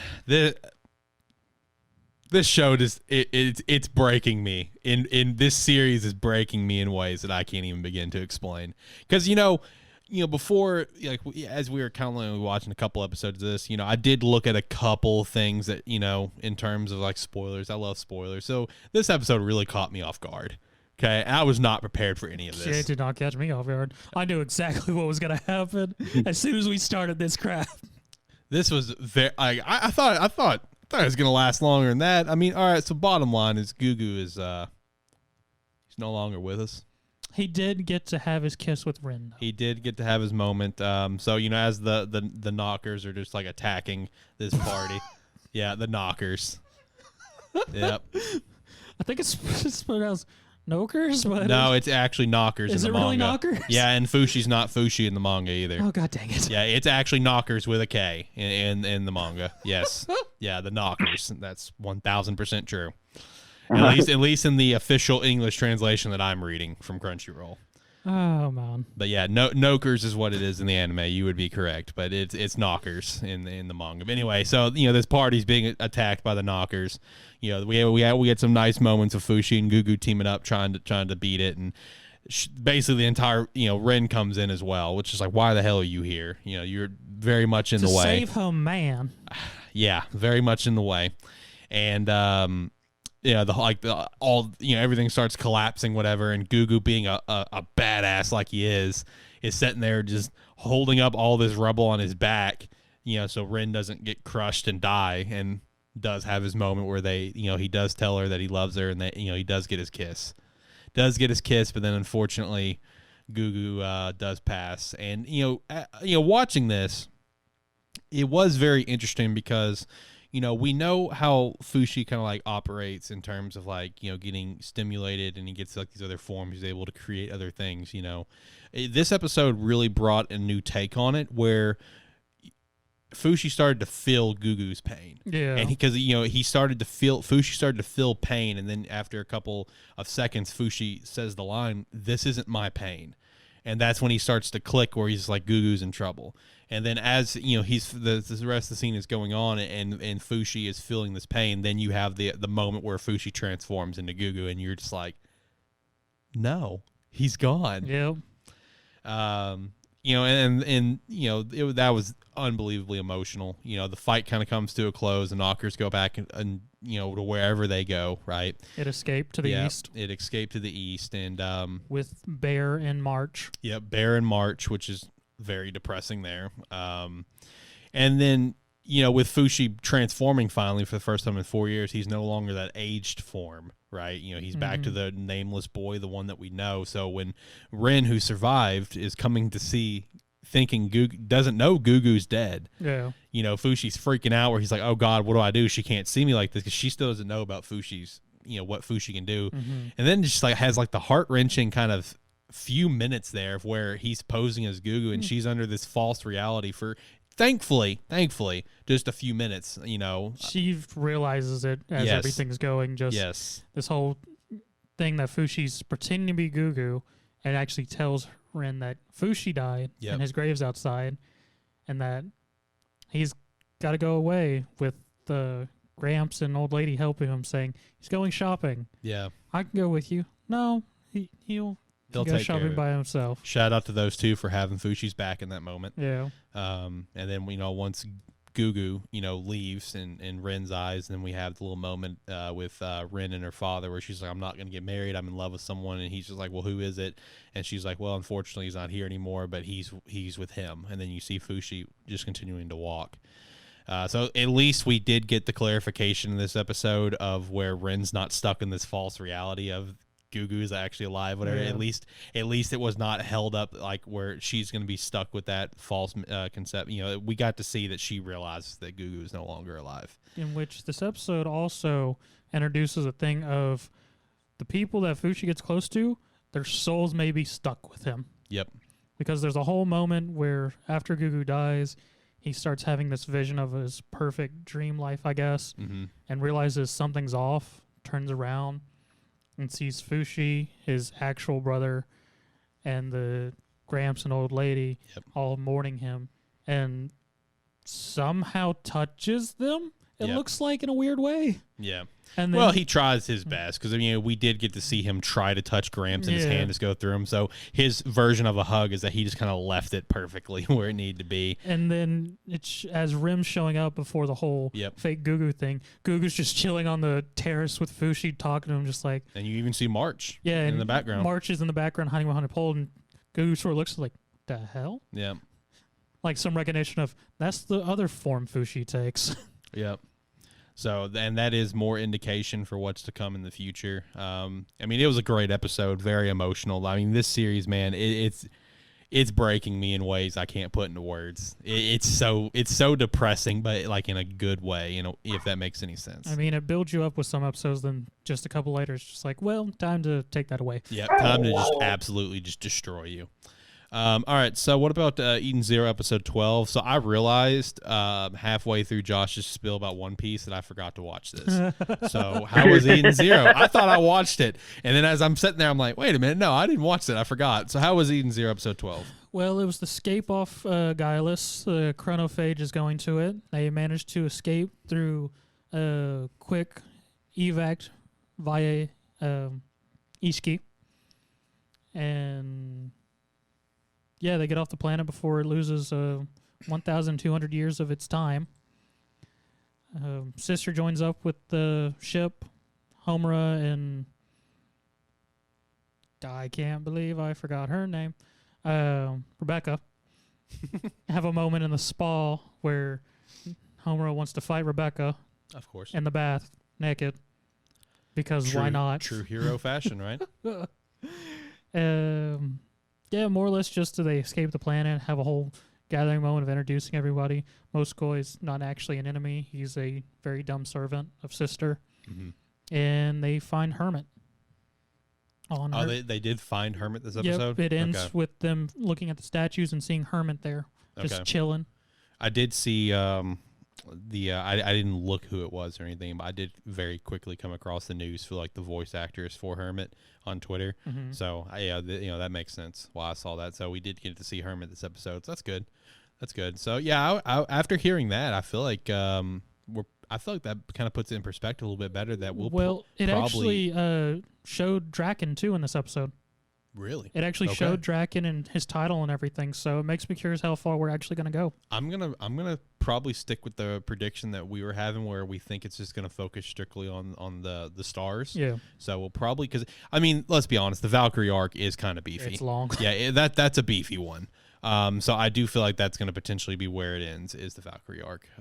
So all right, well, that's good to know that we got Hermit this episode. What was you guys' favorite episode of the week? Mine was To Your Eternity. It's depressing, but goddamn, it was a very, very good episode.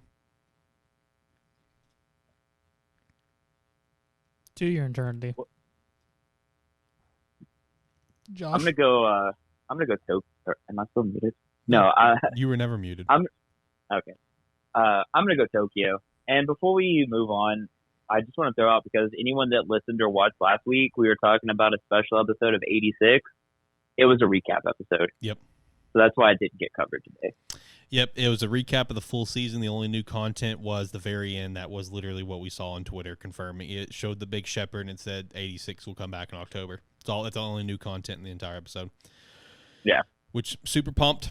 Super pumped. I will say I have gone through the first two light novels, volumes 1 and 2. It is absolutely just phenomenal. Read to him by Jeeves. Yep. Very true. Absolutely just phenomenal, though. I can 1,000% say without a doubt 86 has become an easy top 10 favorite series for me. It is just such great content, man. I really, really enjoy it. I'm so pumped for part 2 of this season. All right, so let's hop over to let's talk about some manga here. Let's just go ahead and kick things off with Red Hood. Give our brief thoughts on Red Hood, the new series coming in Weekly Shonen Jump. What was you guys' takeaways from this? You know what was bad? As soon as I started reading it, I went, "Oh God, it's werewolf." Yep. Freaking traitors. Yep. Yep. Just thinking of the werewolf game. Yeah. I mean, I thought this was a very strong first chapter. Personally. Oh, it was definitely strong. Yeah. Very, very strong. Gives a lot of different vibes, man. Kind of gives like some Witcher vibes. Gives like some Demon Slayer vibes. I mean, it puts off a lot of different vibes. Grimm is, I like what I'm seeing out of Grimm. Grimm seems like a pretty dope character. But I mean, I really enjoyed this first chapter. Mm-hmm. With Red Hood, the base premise is that it's focused on a hunter's guild. Which, the very first couple pages immediately teases about dragons, where it's just like, have you ever seen a dragon? It's like, well, no, how could I? They're only in fairy tales. It's like, no, that's because they're all dead. We killed them a long time ago. And it just cuts. Yep, just cuts from there. Yeah. And then we get a focus on our protag in this village that he lives in, and people of the village, are going missing. They're dying to a werewolf, and basically the premise of a werewolf is that once you become one and you taste blood, you can never really go back, because then you just thirst for it nonstop. More or less, it's very zombie virus-esque. Just you crave meat and still get to keep your mind. Yep, exactly. Yep. So the mayor of the village, hires someone from this hunters guild to help him out with, taking care of this, even though he had to sell all of his livestock, his house, everything. And he's just like, oh, it'll be okay. We'll figure it out. Anyone got an extra bunk? Yeah, anyone got an extra bunk for me to sleep in? That'd be nice. But, he had a noble reason for doing it. He did. Was like, he's trying to protect his village. Houses can be rebuilt. Houses can be rebuilt. Lives can't. Exactly. I mean, it was noble. And when it comes to him talking about the Hunters Guild, he's like, hey man, they may be like savage or whatever, but every single job ends the same way. It's done. They got the job done. That's how everything ends. So when they get introduced to the Hunters Guild member Grimm, it's a little girl, which immediately they're just like, all right, not super convinced on this. Up, guys. Yep, we're screwed. Not convinced on this one. Grimm's just like, all right, yo, payment up first. I want half of it up front, please. It's just like, I don't know if we can do that. It's like, well, I mean, I can leave and you guys keep dying. So, I mean, what else do you want to do? By the time you pay for the cancellation fee, travel fee, and all that stuff, I don't think you'll have enough for another hunter. So, yeah. So they're like, okay, never mind. We're all for it, whatever. And then she does kind of point out, it's like, hey, we're not trying to be heroes here. We're just working. All right, we're just trying to make some money. We're not trying to be heroes. I don't give a shit about your village, because our protag, who I'm sorry, but I'm drawing a blank on our protag's name here. I do apologize for that. It's like Yulon or something like that. Yeah, it was something. It was something weird. But he kind of points out like, man, you don't even give a shit about the village, and she's like, no, I don't. No, not at all. I just want to get paid, man. I'm just here to do a job. Like, come on. Point me in the direction. I'm gonna kill it. Yep. Then he ends up going with her to kind of point her in the right direction. As they get outside the village, she does point out, it's just like, you didn't notice it, but I mean, it reeks of a werewolf in the village. The werewolf is in the village. Yeah, and then they end up obviously finding it, but it ends up being the mayor's wife. No, it wasn't the mayor's wife. Lady. It was the old lady. Mayor's. Oh, my bad. Yeah, mayor didn't have a wife. My bad. My fault. I thought it said that was the mayor's wife. I apologize. That's a age gap there. Cougar, damn. I mean, the mayor was like in his like 60s or 70s. Mayor was buff as hell. hell. But she was like. The mayor probably wasn't in the 60s or 70s. He was old though. Yeah, he was older. No, he wasn't. He was in his like 60s because they analyzed the bones and she's able to. She did with to figure out from the bones how old. Magical 616 tools. Yes. How many of those do you think we'll see? Jesus Christ! If the show doesn't get if the series doesn't get axed, we'll probably see a lot of it. Yeah. You think they'll remember that it's a thing? We'll see. We'll see. Who knows? But the way that it was kind of teased when they got in there is that she was saying that the mayor was the werewolf. It's like, oh, the way he went out the window, whatever, and then our protagonist just like, but there's still cobwebs in the window. That's a small window. He's a pretty beefy guy, There's no way he could have jumped out of that. And she's just like, well, damn, you figured me out. Yep. Like she literally just gave up as soon as he was like, you can't have got through that window. She's like, well, you figured it out. Yep, fuck me. Fuck me. I'm the werewolf. What's up? I'm the werewolf. I guess I got to eat you now. Yep, exactly. Because she didn't feel like she was in danger until Grim goes from a friggin' lolly into tall, blonde bringer of doom. Yep, simple level. Got a simple level character here. I've already seen some simping online for. And I'm very curious about why and how that transpired. Like how do you go from a little girl to an adult back and forth? I'm just kind of curious. I'm sure we'll see that in chapter 2. I mean, I assume so, because though this chapter focused on a werewolf, at the end when we do wrap things up, it does hit back to that opening lines of her, Grim, asking our MC about dragons and whatnot, saying our job's not done until all creatures like that, werewolves, vampires, she says something else, is all just fairy tales and books. Yep. And then makes it also interesting because it ends with saying, and this is how the guild Red Hood started. So I'm guessing it's gotten some fairy tale-esque thing if there's multiple hunter guilds. Mm-hmm. That'd be my guess as well. Yeah. But I mean, overall, I was very impressed with this first chapter. I thought it had a very, very strong start, but that doesn't necessarily mean anything. We've seen some other strong starts here recently with some newer series, and they just fall flat. So I'm hoping they continue on with this strong. I have a lot of faith in this one. I do too, and I enjoyed the writing in it too, of just the fact, like what Josh was saying, as the werewolf grandmother was like, well, you figured me out. I'm going to eat you.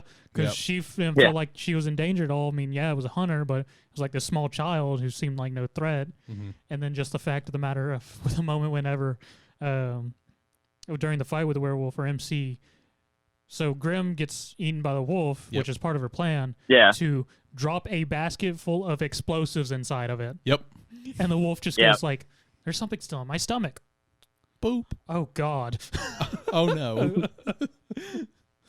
That was the other thing that got me when I was reading it. I was like, everyone in this series is like just giving up super fast. Because Grim's just like, all right, I have a plan, and it just gets eaten. I'm like, really? That was it? So, but I mean, I enjoyed it. As you guys know, and anybody that's been listening for a while, I tend to give up on things pretty fast as well. How's that 5 minutes into your eternity? Yeah, how's that going? Yeah. It's still 5 minutes in. But yeah, I give up, and especially chapters, if they're super long and I'm not feeling them, I give up. I read that one really fast. I enjoyed it so much. And I think it's because, like you were saying, like all the vibes it gives off, because I love The Witcher series, like the games, the books, everything. And this gave me like hardcore Witcher vibes with everything. True. And I loved it. I loved their take on the werewolf, where it wasn't just like a wolf person. It was like this monster. Yeah, transforming. It looked really fucking weird, like almost like a shapeshifter. Yeah, it did. Yeah. And how kind of gruesome it is. Like, you know, you don't see a lot of like gore in like shonen, and so like just like the pile of bones and stuff, like the explosion, like the guts and stuff. It was really good. It kept my attention through everything. I'm really looking forward to chapter 2, and I really hope this one keeps going, because as far as like Shonen Jump's concerned, this is something that's like completely different than everything else in the magazine. Like, you could probably compare it to some other things like setting wise, like Black Clover, but I mean, story wise, there's a lot of potential from this, especially if they're pulling from things like The Witcher, Grimm's fairy tales, or stuff like that. Like, you could go anywhere with it. Yeah, and it was I really just stand on the writing itself, just because of the sort of slightly serious comedic acts of just sort of slight realism of a village of people and their saviors, this small blonde child, and all of them just going, "Yeah, no, peace, time to go, everybody." Yep, it's like, okay, done here.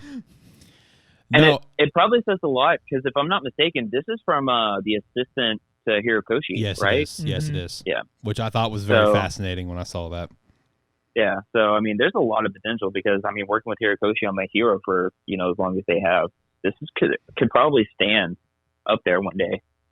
Already in better condition than the assistant for Yuki Tabata, that's for sure, with their series, because that series was dog shit boring. Guardian of the Witch, I think is what it was called. That was so damn boring. Oh my god, I couldn't stand reading that. But one thing that Josh, that you said that is very, very true, and I relate this kind of back to another point I already made here, and we've talked about it multiple times with Phantom Seer, is that Phantom Seer didn't really stand out much. It was very good, and I would say it stood out in terms of art, obviously, but in terms of story, we've talked about it before, kind of got some JJK vibes. We already have like a series in that sort of realm, with other things in the magazine. And Red Hood, like Josh has said, it really stands out from everything else that we have in the magazine. And with that, I do think it has a lot of potential.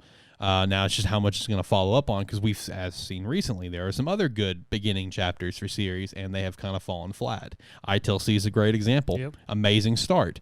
I would even say at this point, while I'm still enjoying reading it, I'm not nearly enough enjoying it as I was the first few chapters. Candy Flurry, I loved the first few chapters. Now I still enjoy it, but it's definitely kind of dropped a little bit. You know what's funny, Alex? All these series that had initial starting chapters are getting axed. Then you have Elusive Samurai, which was not very compelling chapters. I know. Yeah, those beginning chapters were not entertaining, but it's really good now. So I'm going to hold on to some faith for Red Hood. I've got a lot, like Josh said, it really stands out. It's very different. It gives you a different vibe here in the magazine. And also excited to read this other series, Martial Arts Road Niru, this weekend. I am a little afraid that based on the setting, it may not stand out as much, because it's going to kind of maybe give the same sort of setting vibe as Elusive Samurai, for example, based on just what I've seen. Don't know if that's true. We'll see when we read it. But Red Hood, a lot of strong potential there. We'll continue to talk about Red Hood as time goes on, and just continue to give our thoughts. And because with the Shonen Jump app, you can read the first 3 chapters for free. So we'll continue to give our thoughts as time goes on, and just recommend if you should check it out. As of now, I would say definitely check it out. One last thing I do want to add to it before we move on from it was, I think one thing that'll definitely help with Red Hood is the fact that it may be taking more from Western fairy tales versus Eastern stories. So yep, that is very, very true. All right, so let's actually hit our manga ratings for the week. We did have a Choujin X chapter come out this week. Choujin X chapter 2 did come out. Still no release schedule, but it did come out. Just in the middle of randomly on Wednesday, it just dropped, and everyone was like, oh. I was like, hey guys, we're here. Yep. After a month or so. Okay. Yeah. All right, so yes, I'll read this. Yeah, exactly. So we'll kick things off with One Piece 1017. Josh, what would you rate it? I'm going to give this one actually a 10 out of 10, because One Piece right now is 10 out of 10. It's setting up so much. I've been sending a bunch of shit to you guys in the Discord about it. It's so good, and it's fun. Oh my god, I'm excited for every chapter. Okay, right on. Well, it's funny. It's really funny having two people reading One Piece here on this show, one being a massive fan and one just like, yeah, I enjoy One Piece. Because in cases like this, you see the very different views on a chapter. I'd give it like a 7 or an 8, but I'm also not a massive One Piece fan. Like, it's like, yeah, that's good. I enjoyed it. It was a good read. But I mean, I'm not knocking Josh's love, because it's kind of the same thing for My Hero. I gave that 10 out of 10 last week, but I'm a massive My Hero fan because I love superheroes. So I think that's just kind of a funny little contrast we have here. But I can see as a One Piece fan, a diehard fan, why you would give that chapter 10 out of 10. And then I'm biased as hell. True. But yeah, I mean, I'd probably give it an 8. It was a really good chapter. I personally enjoyed it, but I can completely get why someone who loves One Piece would give it a 10 for sure. What about My Hero? Go ahead. Since I know you're reading it, I saw a lot of things about this where, like, you know, Jinbei and Who's fighting, and Who's just like, I'm not going to tell you anything. He's like, all right, since you twisted my arm, I'm going to tell you everything. And Jinbei's just like, who the fuck cares?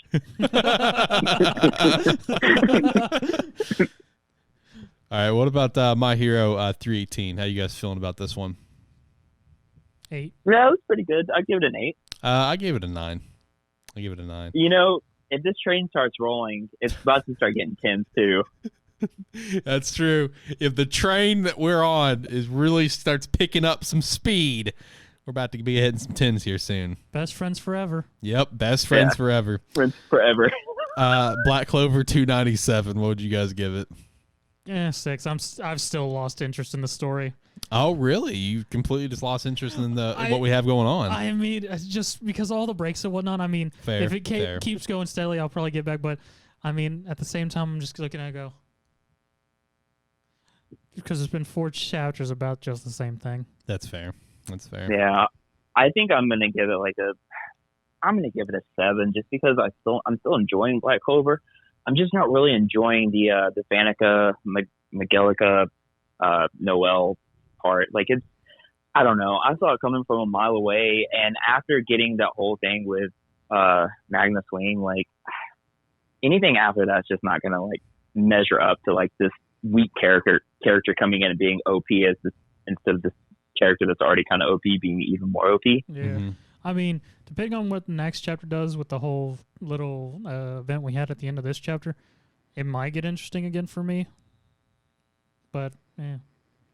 I'd give it a 7 personally, but my big thing about this arc is this arc in particular that we're in, I don't think is doing a very good job balancing out everything that we have going on.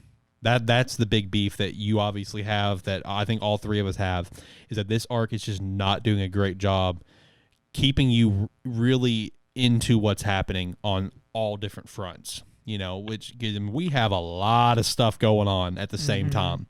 We keep hopping between part to part about what's happening, and it is making lose some interest for certain parts, which we've had this before. Honestly, whenever it was jumping between the different fights, I was staying connected with it. But now we've gone into this sort of focus thing, and I'm sort of just like, eh. Yeah, and that's exactly my problem too. Is like the more focus we get on certain characters, the less interest I have. When I was jumping around, I was fine because we were seeing everybody, and then like I said, we got the Magna Swing chapters. And it was amazing. I loved it. I was waiting for Zora to be like, all right, here, hold my beer. Let me show you what I got. And instead we get Noelle. And it's like, Noelle's really focused on, we all knew this was coming just because like the history they had. Yep.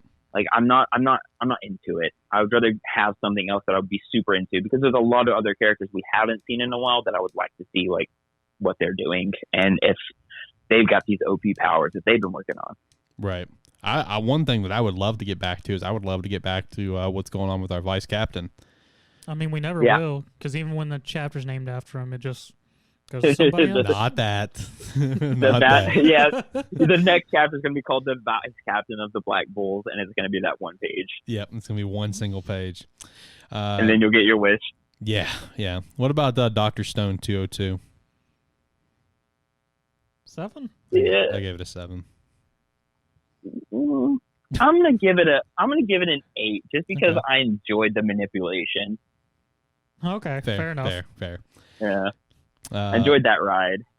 All right, next up, Mission Yozakura Family, Chapter 88. I give this one a 9, honestly. Love the last few end pages. Last few end pages is setting up for something big.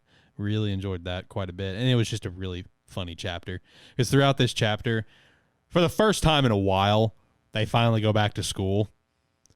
Oh, school's still a thing? Yes, for them? school's still a thing. So they finally go back to school. Did they get told they were in an accident? Basically, and it's still like not known to the school that they're engaged. Yes, that they're a thing. So everyone is like creating these rumors. Like, oh, you two a thing? Did you guys?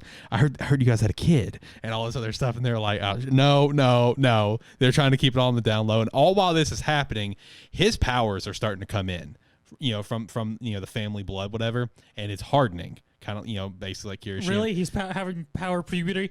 Yes, he's really? having power puberty. So God dang it. so he can basically like kind of crush anything, immediately. Like nothing really phases him. So there's like a point where like a ball hits him in the head, and it doesn't even phase him. He's just like minding his business. He's tired, and you see her just like, hey, you just got hit. And he's like, oh, ow, that really hurt. And someone's like, yo, bro, that was really delayed. Like, what's wrong with you? Are you okay? So, I mean, it was a funny chapter. But like I said, the ending was super, super interesting. Very curious where it's going to go from here. I'd give it a 9 for sure. See, I was just here. I was thinking you're just going to tell me the older brother's just over on the side in the back cleaning a gun. No. Not this time. Not this time. Undead Unluck, chapter 69. I'd give this one an 8. Good chapter. Mashal, chapter 68. I'd give that one an 8. What about you? 8. I'm gonna give it an 8. I'm enjoying this match between Discount, Dumbledore, and Voldemort.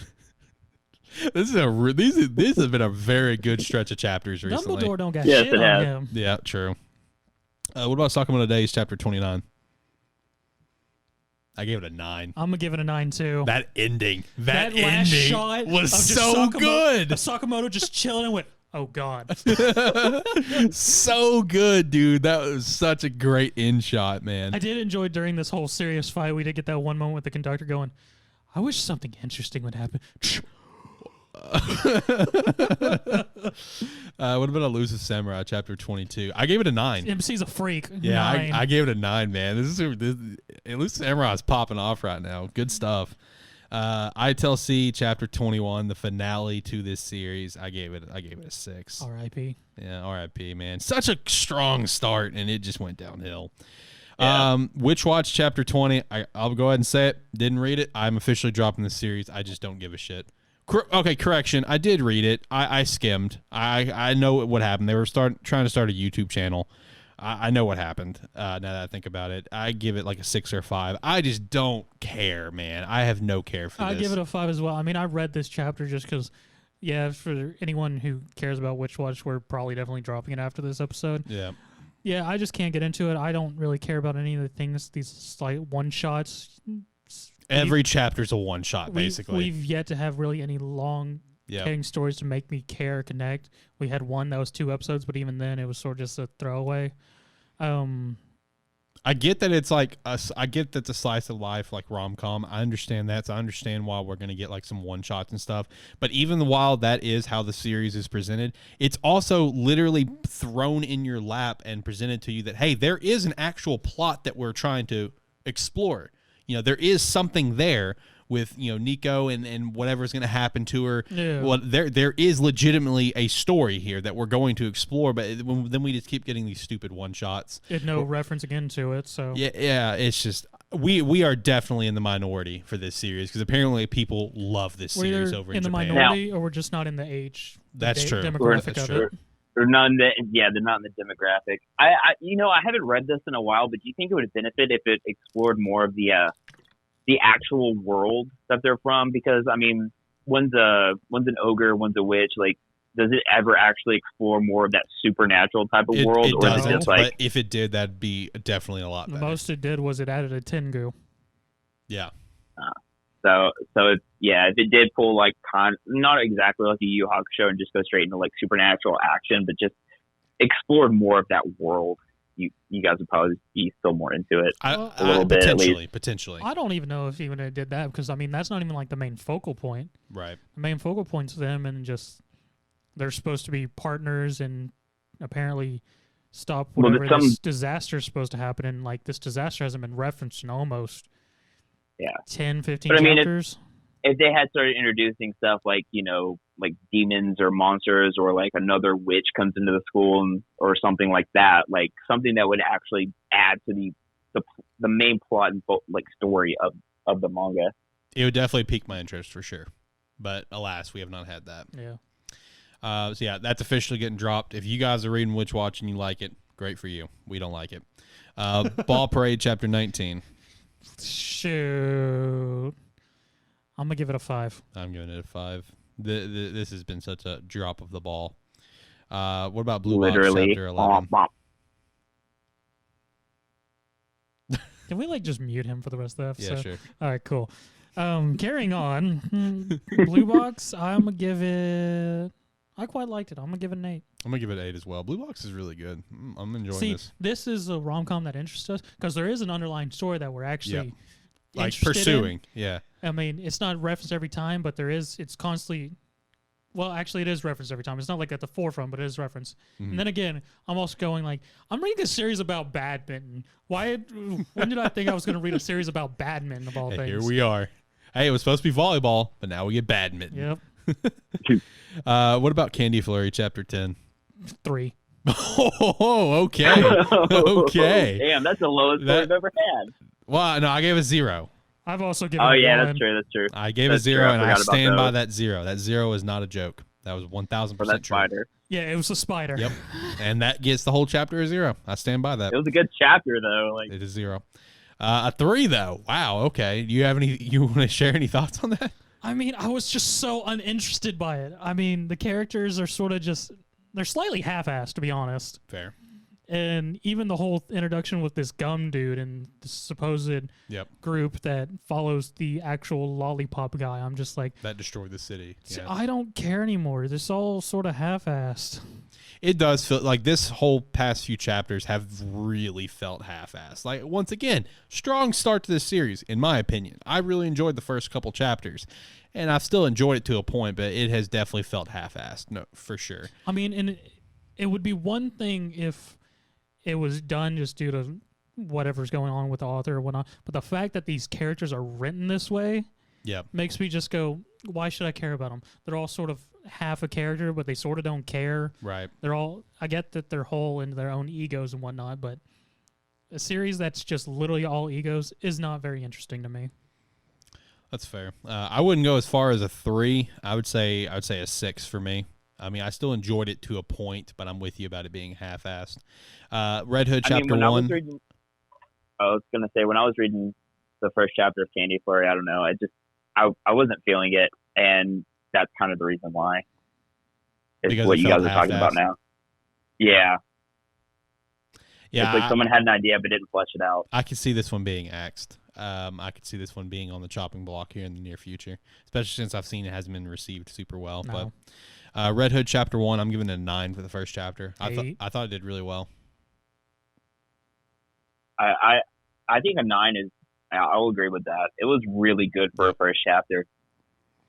Jumping on from there, let's go to some Jump Plus titles. My Hero Vigilantes. I don't have the chapter number here in front of me. I gave it a 7. It's still okay. We're about to start ramping up here pretty soon. We also have the new chapter of Spy Family. What would you rate that one, Zach? 8. I gave it a 9. I thought it was a really good chapter. I mean, it was very entertaining. Yeah, very, very good chapter. Kaiju was on a break. It has started its new schedule. Choujin X, Chapter 2. I didn't read it. I didn't get around to reading it. You guys want to briefly talk about that? Hit the button. All right. Hit the button, Alex. What the is this chapter? There you go. 78 pages of just a giant chase of a child. Yeah. Yeah, With- I saw a shot with the tractor and then the guys on the bikes. Yeah, just it was. Oh my god! Waiting almost 2 months for this was Not almost worth. felt not worth it. Yeah. I love the idea and like where it could go, but how it's being set up in this, at least in the second chapter, I was just not for it, just because it was such a long chase scene, and especially, okay, Zach, you read it too. When you're reading this and you're seeing the names for some of these things that you're just like, they could have just named them regular things instead of. You could have just named it a regular thing, but he took the It's time like- to name, like, the scooter was like some really random name. It's it like was a boy brand name. something yoy yoy. Yeah, it was like a Yeah, yoy yoy scooter or some crap like that. It's just saying a Yeah, it was scooter. it was just a scooter with a steering wheel, and having to read that like 4 times, I was like, just name it a scooter, please. Next time, I can't go. Or like tomatoes, or like tomayos, and they're like, I don't know. It was just, I mean, that was a lot of it, but just, I still don't actually get how Choujins are created, because now we have a new way to create Choujins, and it seems more convoluted than the first way to make a Choujin. So that was really odd to me. But yeah, this chase scene was just like, the 78-page chase scene was just And literally, the fact of the matter is it just does a hard cut because the first chapter ended with our kid who's injected himself became a raven or crow person, Right. was about to do something, and now it doesn't even reference him until the end of What this he- chapter. Yeah, or even what he did, because this is when it references him again. It's way after that it even happened. Yeah, because now he's trying to transform back. Yeah, and it just hard cuts into this girl being chased by a dude. It took like midway through the chapter to me realize when it finally references, "Hey, this kid's from the plane." Yeah, Because she even, or he, I don't even know if it said a gender of the child, but the child saying, "Where's the plane?" I'm going, "What plane?" Completely had forgotten the first chapter Right. started with the people burning on a plane because it was just sort of thrown Yeah. away. Mhm. Of which made it And- seem more like it was just introducing Choujin and people with abilities. yeah. Little did we know that would actually come back, and this dude who has this, I don't know, his power seems really weird. It's Like smoke based. he's labeled the smoke Choujin, but apparently he can like incinerate people. Yeah, he can literally disintegrate people into smoke. Yeah. So, I mean, he doesn't even disintegrate them into smoke because he's driving that car with the body right next to him. I guess to scare all the other like weird animal hybrid bikers. Yeah, you're right. He more or less incinerates the guy pretty much. Yeah, Yeah. And it just comes out of his like fingernails and toes and stuff. It's really weird power. But apparently the entire reason he was on the plane was to do an experiment because they can, I mean, Zach, you kind of explained it. They can, yeah. Apparently, there's some weird thing where a Choujin who currently has abilities apparently can do something to find people who are potential to become a Choujin and more or less give them a power that's very similar within the same category as them. Because we see the child once or twice sort of have a moment where they sort of turn into smoke, but doesn't actually really Yeah. do anything with it. And he's literally And then- chasing the child down to offer to train the child. yeah, to be like him or something. And apparently this dude's very well known because other people recognize him, or at least the Choujin superhero does. Mhm. Who just gets randomly introduced with his enormously weird head. Yeah, we don't have just bad Choujins. There's some good Choujins out there being a superhero. Yeah. Which kind of like defeats like is explained in the first chapter, because the first chapter kind of makes all Choujins out to be bad, Yeah. and now we have good Choujins as well. So like, you know, that's kind of like contradictory in my mind, at least, unless that's just like society doesn't recognize any recognizes all Choujins as bad. But still, it was just a very weird long chapter with a lot of things going on that just, I don't know, just it felt really long for nothing. I mean, it was literally land, figure out the situation. Oh no, smoke guys coming after me. Parkour across roofs, onto scooters, then race on scooters, which leads to the acquiring of a tractor and A car. a sports car and biker gang, which then also prepares to transpire across roofs, where the child shows off their tractor driving skills, and they're about to plow down. Literally the line that's said. Plow down. Yeah. Yeah. Which leads to a Fast and Furious moment of where the tractor manages to get past a vehicle, but the sports car gets hit, and then the tractor and the bikes drive off of cliff. Yeah. Which somehow the kid is safe, and I assume it has something to do with her smoke powers, since it's referenced that since the plane didn't actually crash and no one actually died, or not a lot of people died, because she used her smoke powers to save the plane.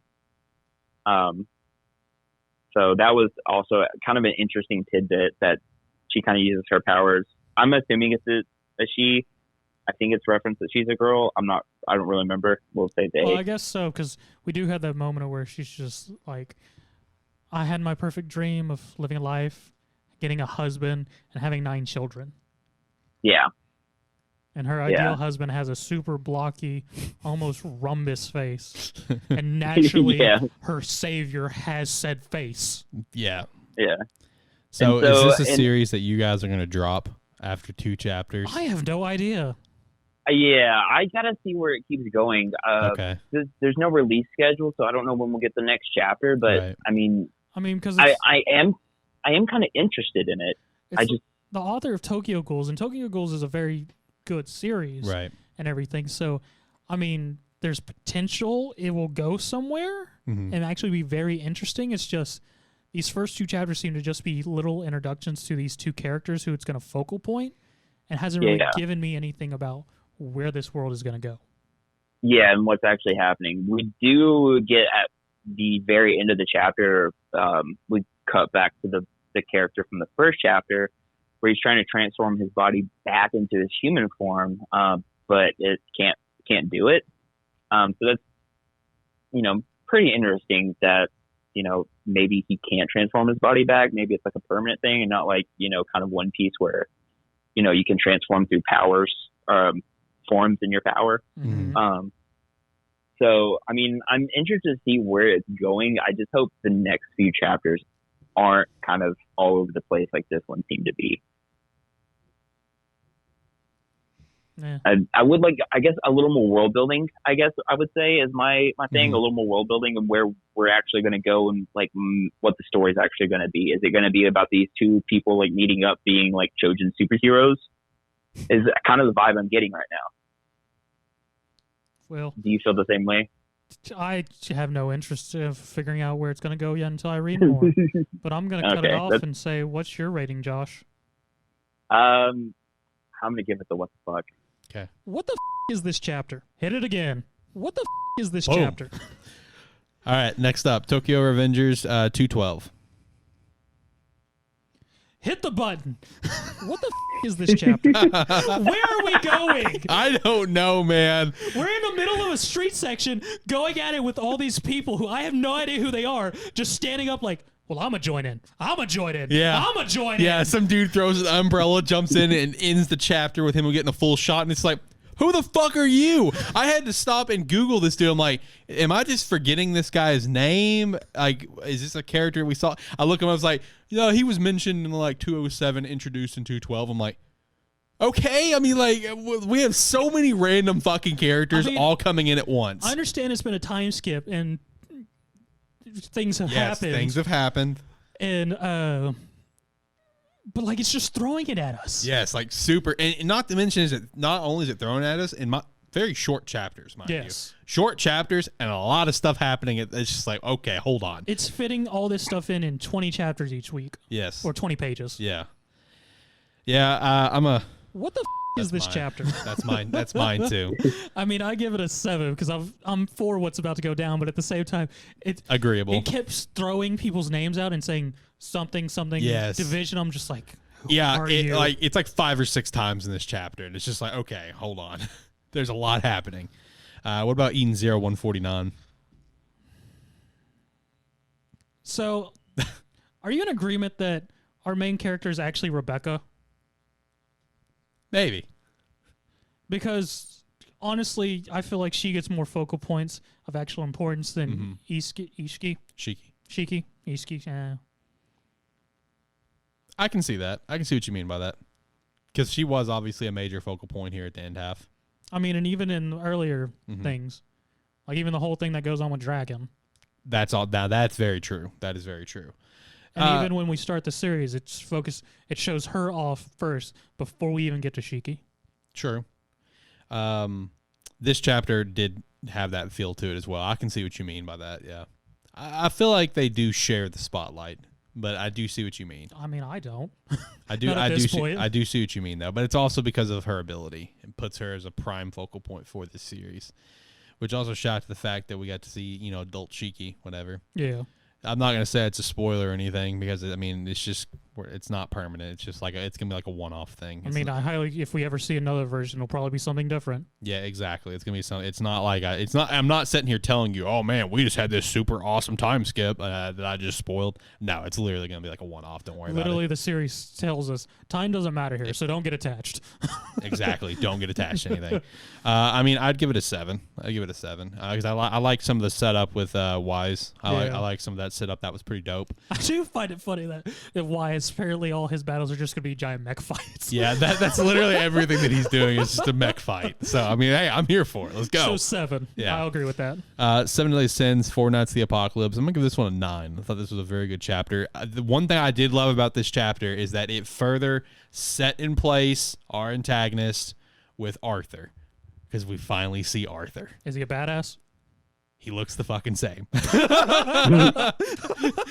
But with a more of an asshole tone. Okay. That's the only thing that's different. Merlin was there with him, so you did see Merlin. But so it's like those times when you see like a young character and then just suddenly they just go full, who the hell are you? Yes, basically. I'm going to give it a 9. Very good chapter. Ranger Reject, chapter 19. I'd give this one an 8. I thought it was a good chapter. God of High School 521. I gave it a 9. Loving what's happening right now. Fucking dope. I'll give it an 8.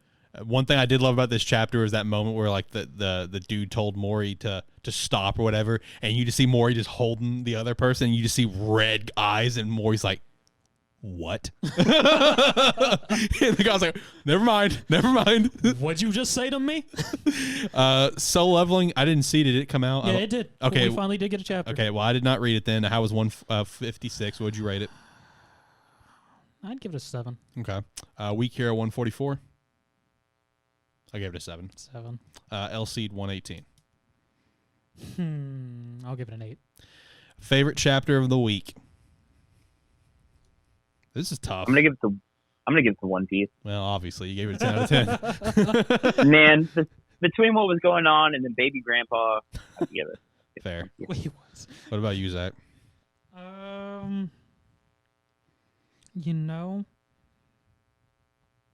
I'm gonna give it Sakamoto Days. For an entire chapter, I would say my favorite was Mission Yozakura Family. Mm-hmm. But very special shout-outs to the end of My Hero, to the end of Sakamoto, and the scene that I just said with Morihjin, where the guy told him to stop, and you see Morihjin super pissed saying, what? Shout out to those 3 scenes. Those are really great. But I would say Mission Yozakura Family was my favorite.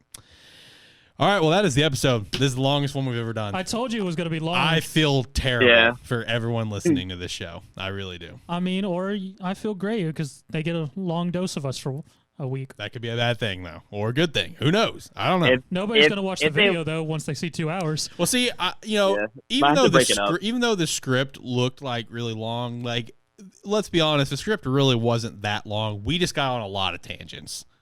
That's all it was. Let's be real. I mean, a lot of my script was just me shouting out future volumes and sales numbers. I mean, it's not that long of a script. We just went on a lot of tangents today. We just had a good time talking. Shout out to not using anything I've posted. I used a lot of stuff. Yeah. Just not everything, but I use some stuff. But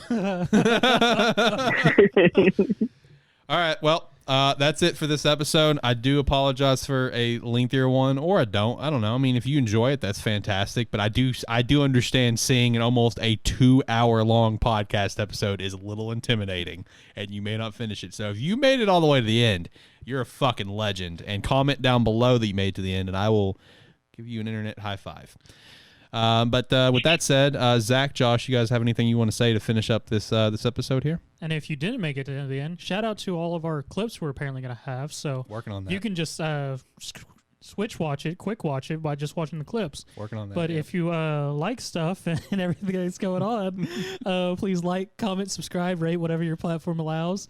If you are watching this on YouTube, if you like what's going on, hit the subscribe button. And if you actually want to know when we post stuff because you don't want to remember what day we do, hit the bell and it'll show up in your feed. All right, and thank you.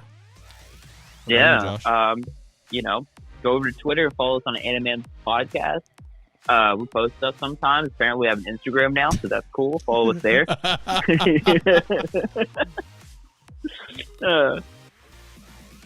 Yeah, that's it. All right. All right. Well, with that said, hopefully you guys did make it all the way to the end. If you did, like I said, comment below. I'll give you an internet high five. Thank you so much for listening to this show. This show stinks, but we're having a fun time making it, and that's all that really matters at the end of the day. Until next time, guys, have a great one. Bye. Later.